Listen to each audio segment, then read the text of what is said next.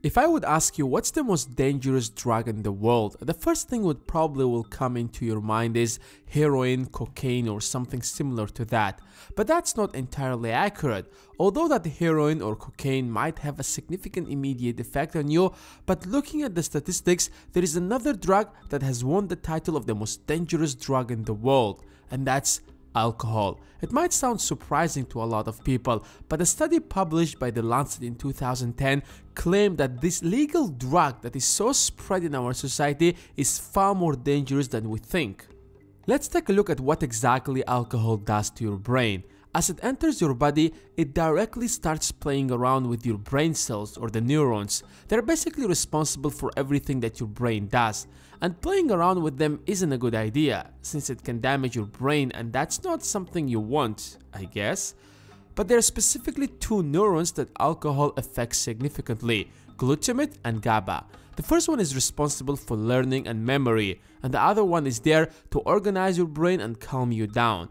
And what alcohol does is exactly, it reduces glutamate so you can start remembering less and less and understanding slower, and increases GABA so you start feeling more relaxed. That's why it's difficult for your brain to function properly. You can't learn anything at that time and you are super calm, as if all of your worries have disappeared.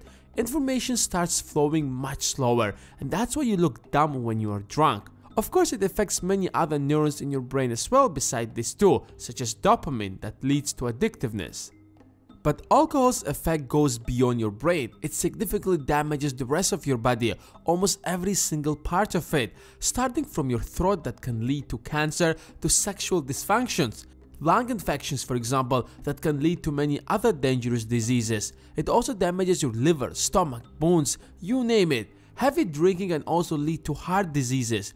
In fact, alcohol doesn't leave you immediately when you stop drinking it. It stays in your blood for weeks to come. It's not easy to get rid of it. By the way, these are only the effects it has on the user. The negative consequences it has on the society are far worse, and that's what it makes it the most dangerous drug in the world. Around 88,000 people die every year from alcohol-related causes, making alcohol the third leading preventable cause of death in the United States. In 2014, for example, alcohol was the cause of 31% of overall driving fatalities. And what makes alcohol more dangerous than marijuana, for example, or more serious drugs such as heroin or cocaine is its wide use, because unlike its brothers, it's legal. It can be found almost in every single store or restaurant, and it's not viewed as dangerous as it's in reality. In fact, it's presented as something cool. A party or late night hangout can't be enjoyable without it. Definitely one glass of alcohol isn't going to give you a heart attack or send you to the hospital, but the problem with it is that it's easily addictive. One glass leads to another, and then you realize that it became a habit. Even if you drink once a week, that's still dangerous. So the best solution is, of course, to completely keep yourself away from it. The amount of money and time you can save is unbelievable, especially when you are planning to achieve financial freedom or something like that. For those who think it's impossible, it just seems to you like that. The moment you get rid of it, you will realize that life is way better without it.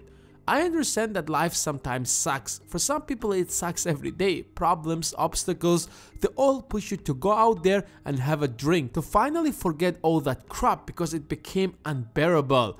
But before you do that next time, remember that your problems aren't going anywhere. That's just an illusion that you are creating for yourself to go out there and drink.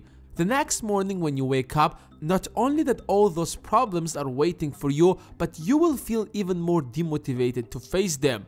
Trust me, there are many other ways to deal with stress or depression. My favorite one is working out. Gym might not seem the best place to relax, but when you try it out, it's a perfect place to splash that energy out and forget all of your worries.